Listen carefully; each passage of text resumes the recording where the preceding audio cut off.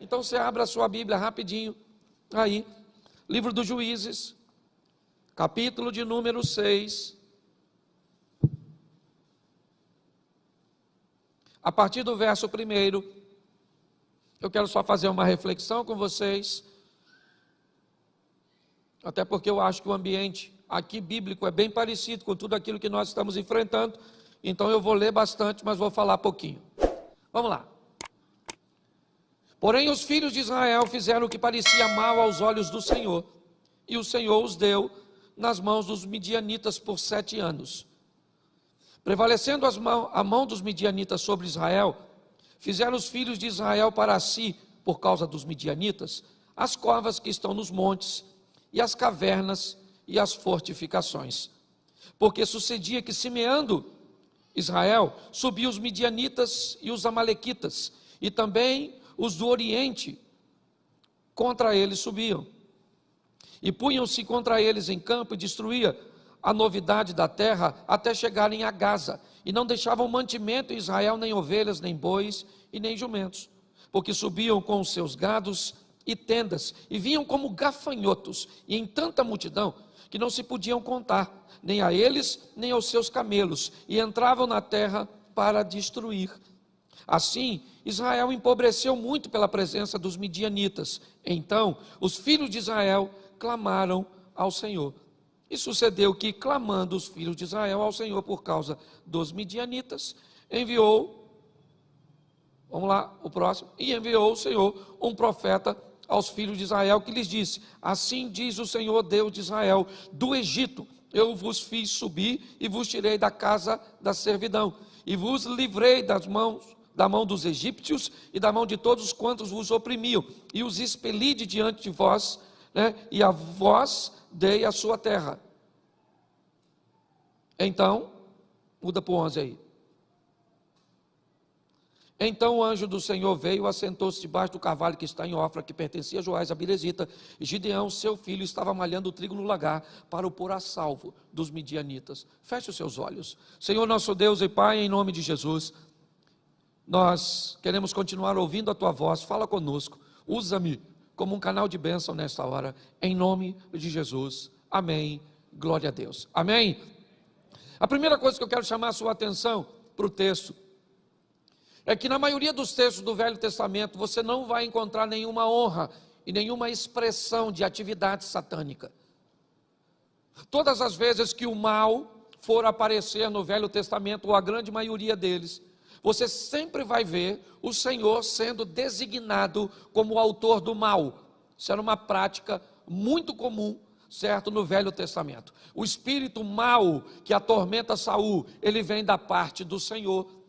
É o Senhor que endurece o coração do faraó, e não há expressão de que quando Moisés desce ao Egito, certo, para negociar com o faraó como um estadista, não há nenhuma expressão de uma ação satânica. Sempre é muito claro no texto bíblico que é Deus que endurece o coração do faraó.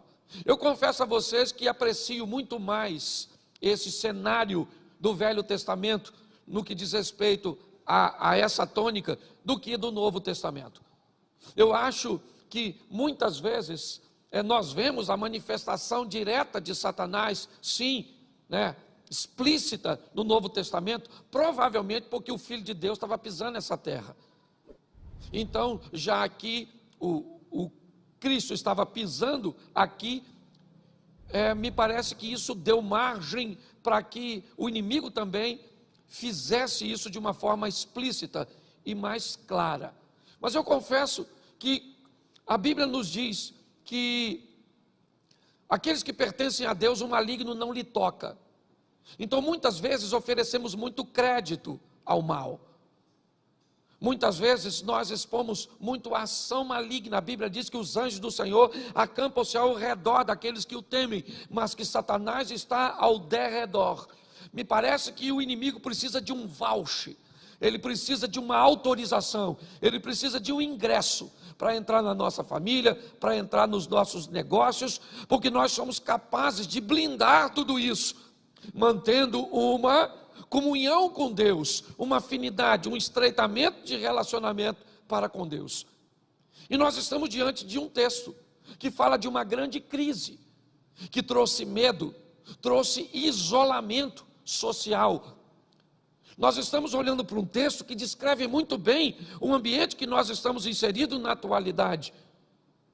O texto diz que os midianitas, eles entram durante 7 anos com o propósito de destruir a economia do povo, fazer com que houvesse um empobrecimento, fizesse com que aquele povo que podia caminhar livre, que podia ter liberdade, se escondessem em covas, em cavernas, porque todas as vezes que eles marchavam com um nível de destruição muito alto, e preste atenção, era muito mais do que uma destruição financeira, era uma destruição moral, era uma destruição e um caos emocional, porque se quisessem destruir, teria feito isso logo no início, entrava com seus exércitos e matava toda a nação. Só que eles não queriam matar a nação, eles queriam usar a nação como um subproduto para eles. Eles produziriam durante um ano, e assim que estivesse um ambiente de colheita e de armazenamento, eles programavam uma invasão, mas não matavam as pessoas, iam embora com todos os recursos que eles tinham construído durante esse período. Então você imagina, eles plantavam para o filho dos outros comer, eles plantavam para que os outros prosperassem.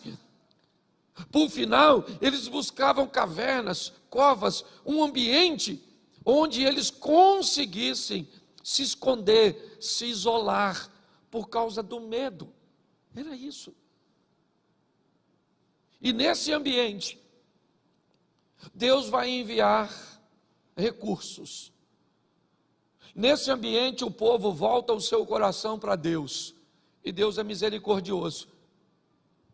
Deus é bom. E quando o povo clama a Deus, Deus manda um profeta, que vai exatamente, debaixo do carvalho que está em Ofra, que pertencia a Joás o Abirezita, onde seu filho Gideão está malhando o trigo no lagar, para o pôr a salvo dos midianitas, como diz o texto. Preste atenção, Gideão também é alguém que está com medo, é alguém que tem sofrido os danos, o empobrecimento. Gideão é alguém que tem visto e vivido todas as dificuldades, como todos os demais. Porém, apesar do lagar ser um ambiente para beneficiar uvas, malhar o trigo no lagar é algo extremamente desajeitado, incoerente. Para malhar o trigo, ele precisava de um espaço maior, de uma condição mais favorável. Mas ele não tem isso. O que ele tem é um lagar. E me parece que Gideão vai ser escolhido, não porque Deus tem privilégios, não. Eu tenho aprendido que a oportunidade ela é basicamente universal. As pessoas é que decidem o que irão fazer com elas.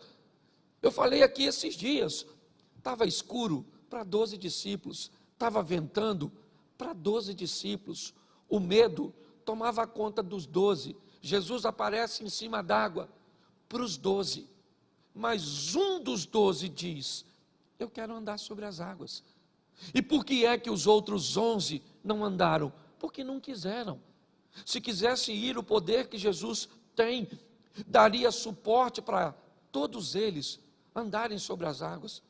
Imagine se fossem mais ousados, dissessem para Jesus, já que estamos aqui, vamos embora a pé, andando sobre as águas.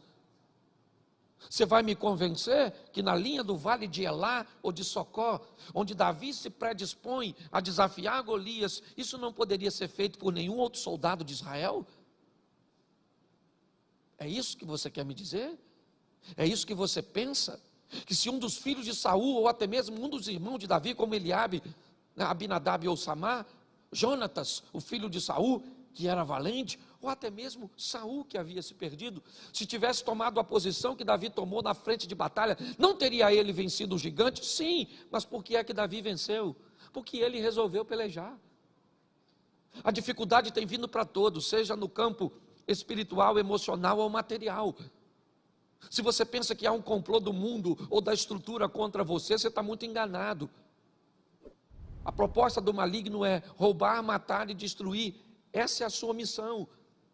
Qual é a diferença entre as pessoas? É que alguns nutrem e guardam suas forças para conseguir sobreviver a essas adversidades.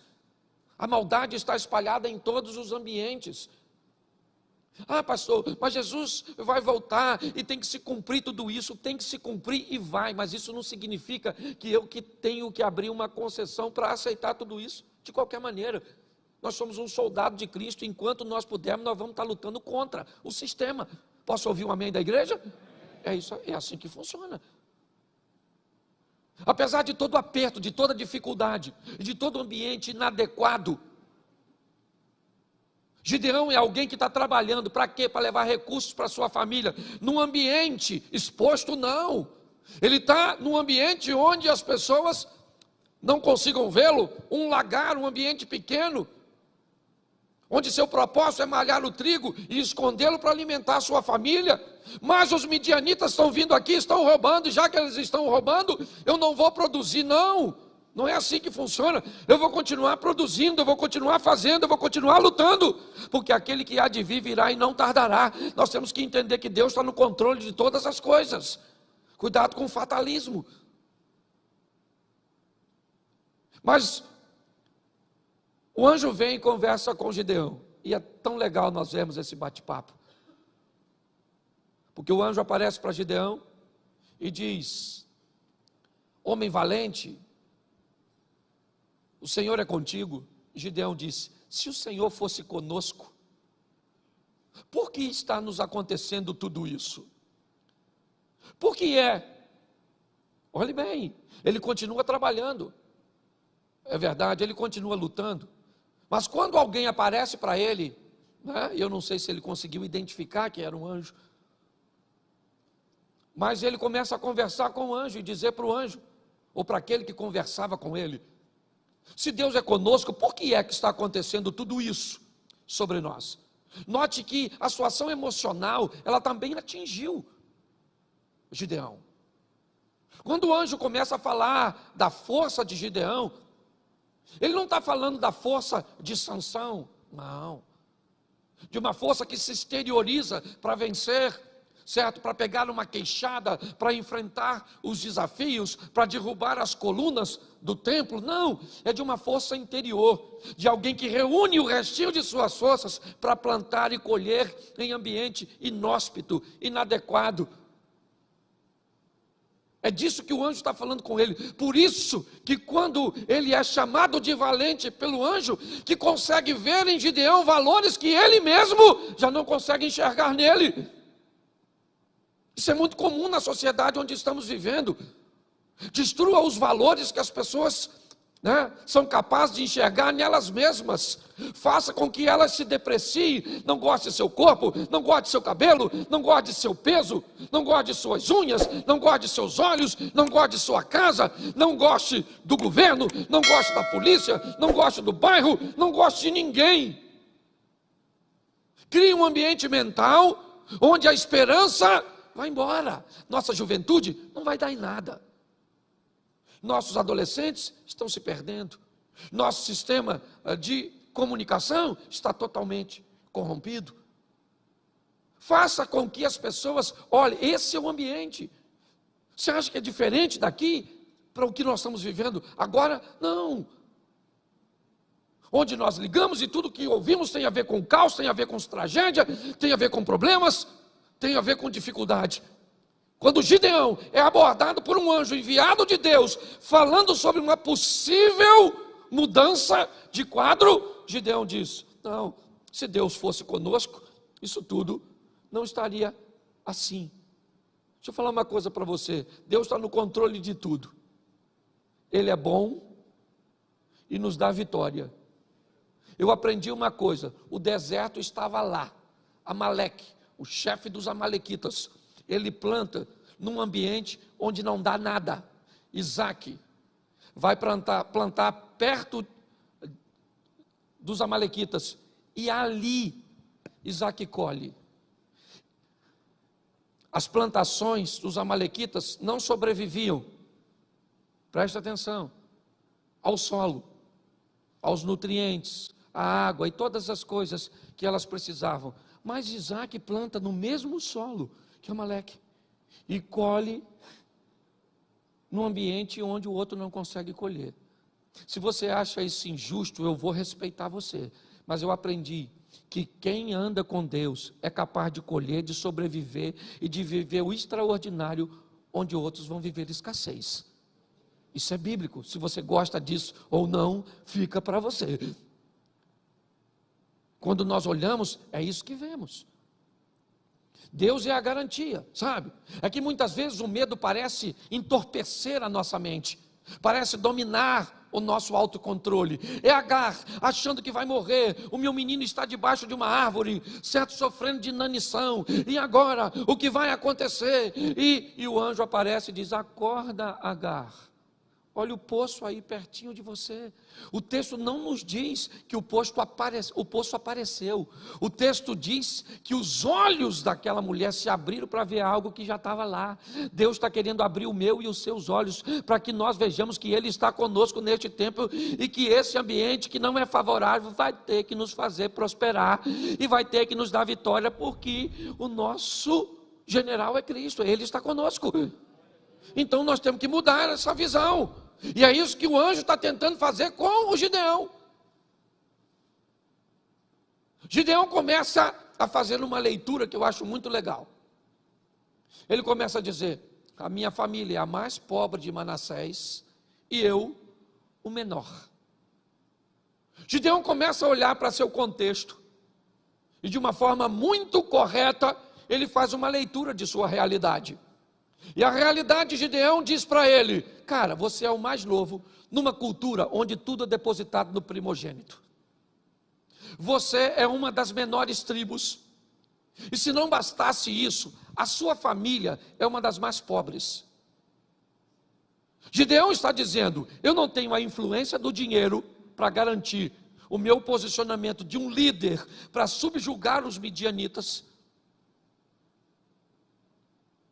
Eu não tenho a força da liderança de um primogênito que teve a escola de treinamento, sendo treinado por seu pai para treinar seus irmãos. Eu não tenho isso. Ele começa a mostrar o quê? Que ele não tem dinheiro, que ele não tem recursos, que as possibilidades de que aquilo aconteça na vida dele são remotas, são basicamente utópicas, surreais, impossíveis. É isso. É isso que esse cara está descrevendo. E com quem que ele está conversando? Com o enviado de Deus, onde o enviado de Deus está dizendo: eu estou levantando você para que você lidere uma revolução. E ele está dizendo para Deus: não vai dar, eu não tenho dinheiro, eu não sou o primogênito, eu sou o menor, não tem como, o senhor deve ter vindo debaixo da árvore errado. É isso que ele está apresentando. O quadro dele é tão ruim, gente, que ele pede não para Deus provar uma vez que está com ele, mas duas. Gideão está olhando e diz: olha, então eu preciso de uma prova. Eu disse: olhe bem, por muito menos a paciência de Deus se esgotou com outros. E por que ela está se prolongando com Gideão? Porque Deus trata pessoas com individualidade, entendeu? E na individualidade o ambiente é totalmente diferente. São 7 anos de problemas, 7 anos de escassez, 7 anos de humilhação. É isso. É perfeitamente aceitável que as pessoas sejam capazes de mudar e de transformar sua vida em tempos diferentes, porque são treinadas e vivem em ambientes emocionais diferentes. Nós temos aqui na igreja gente que entrou aqui há 2, 3 anos e está muito mais à frente em seu ambiente, né, de conhecimento bíblico, em seu ambiente de relacionamento com Deus, do que pessoas que já vieram de 10, 15, 20 anos no Evangelho. E por que isso? Porque umas são relaxadas e outras são mais aplicadas? Não, porque pessoas são diferentes. O que Gideão está falando com Deus é: eu estou te apresentando, Senhor, as minhas dificuldades e as minhas limitações. E é perfeitamente fácil de entender, pois ele mesmo descreve. Eu não sei a idade que esse cara tinha, mas 7 anos, suponhamos, né, que ele tivesse 30 anos, e durante 7 anos viu tudo isso acontecer, é tempo suficiente para permitir que ele tome essas decisões. Deixa eu falar uma coisa: hoje você está meio confuso, hoje você está meio para baixo, esse ambiente pandêmico de notícias ruins, de caos, de STF, de problemas aqui, a segunda onda do Covid, e todas essas coisas, a ausência de garantia, o lockdown e tantas outras coisas que estão acontecendo, é perfeitamente normal. Todos nós estamos inseridos nesse ambiente. É um ambiente aparentemente de segurança para todos nós. Mas nós temos uma garantia em meio a tudo isso e não podemos esquecer: o Senhor é conosco, e se o Senhor é por nós, quem será contra nós? Você está entendendo? Nós podemos sofrer o impacto de tudo isso, sim, porque somos seres humanos, ligamos as mídias, olhamos as coisas, é tudo isso que ouvimos. Mas nós temos uma informação que se sobrepõe a tudo isso, que é que Deus está conosco, que a garantia da nossa vitória está no nosso Deus, no Todo-Poderoso. E quando olhamos para isso, é sobre isso que eu quero caminhar com vocês agora.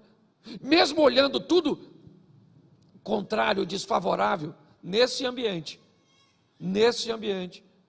Gideão resolve se posicionar. Ele não está muito bem, ele acha que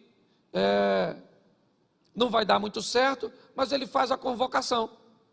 Ele já recebe a aceitação da liderança, e ele então chama o povo para ser liderado por ele. E para surpresa de Gideão, aparece quantas pessoas? Quantas?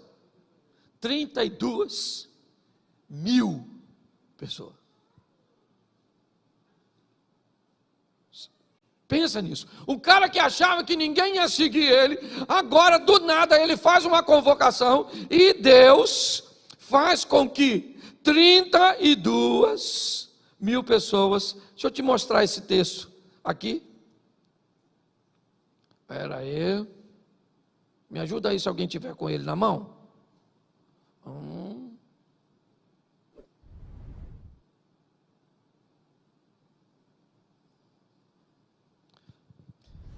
Capítulo 7, verso 3. Põe o 3 aqui, que aí fica mais rápido. Agora, pois, apregou aos ouvidos do povo, dizendo: quem for covarde ou medroso, que volte e vá-se apressadamente das montanhas de Gileade. Então voltaram do povo, quantos? Quantos? Quantos? O cara tem 32.000 homens para ir numa batalha. E agora, ele que estava com medo antes, agora ficou corajoso para aceitar o projeto. E quando ele viu aquela multidão de gente, ele falou: agora nós estamos juntos, 32.000 homens. Se eu estava com medo, não estou mais. Aí Deus mexe no medo e diz: pergunta, quem desse pessoal aí que está com medo, mande para casa. Ele deve ter pensado: além de mim? E ele pergunta: quem está com medo, pode ir embora. 22.000, cara. Pensa ele olhando 22.000, mas ainda sobrou 10.000, e 10.000 é gente pra caramba, né? Sim ou não? Sim ou não? Mas Deus achou que era muito. Porque não basta ganhar uma batalha, gente, é recuperar a atmosfera de fé no coração do povo. Não é ganhar uma batalha contra os midianitas, contra os moradores das montanhas de Seir, contra amalequitas, contra jebuseus, cananeus, perizeus, heteus, e quem você quiser colocar, gigantes, filhos de Anak, faça o que você quiser, egípcios, assírios, babilônicos. Não é isso.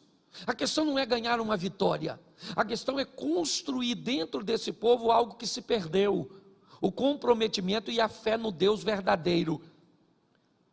Quando sobra 10.000 homens, ainda dá para ir, 22, ainda estão indo. E Deus diz: agora leva essa turma para beber água. Eu só tenho mais um processo seletivo. Quem pegar água com a mão e trazer a boca, você separa para um canto, e quem baixar para lamber, para tomar direto, você separa para lá, certo? 300 homens pegaram a água e trouxeram aqui, e 9.700 lamberam. O que Gideão deve ter pensado? Deus vai mandar embora os 300, e eu ainda vou com 9.700. Deus falou, manda os 9.700 embora, porque nós vamos agora com 300. Pô, gente, de 32 mil sobrar 300, me parece que Deus está querendo jogar a fé que esse pobre coitado está tentando construir de ralo abaixo. A nossa garantia para vencermos as batalhas, por muitas vezes, vão estar em nossas mãos. Isso é verdade. Expertise, nossa preparação, conhecimento, network e tantas outras coisas. Mas tem coisas que as mãos não resolvem, que são os joelhos que vão resolver, que é no altar que se resolve, que é na presença do Eterno e na manifestação de Deus. É assim que funciona. O processo, às vezes, pode ser totalmente resolvido por Deus, como a abertura do Mar Vermelho e até mesmo ao Jordão. Mas chega em determinado tempo que Deus diz, agora não é só comigo, eu derrubo os muros e você entra com os soldados e conquista Jericó.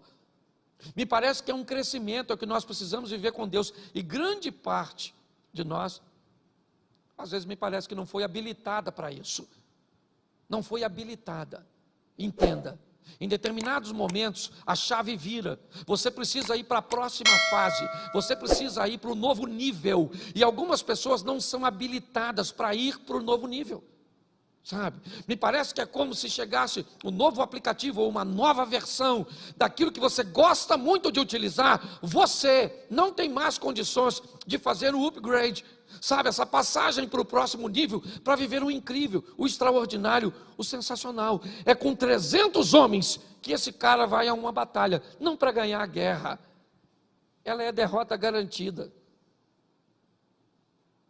O propósito de Deus aqui, gente, é outro, é virar a chave na mente daquele povo, é dizer, a partir de hoje, pode se levantar a Malequita e quem quiser, midianitas, eu vou estar com vocês e eles vão descobrir que se com 300 vocês são capazes de resolver tudo isso, é porque não é a mão de vocês que está dando vitória, sou eu. Nós precisamos colocar isso no nosso coração. A nossa vitória, a nossa garantia, ela vem do Eterno, do Todo-Poderoso.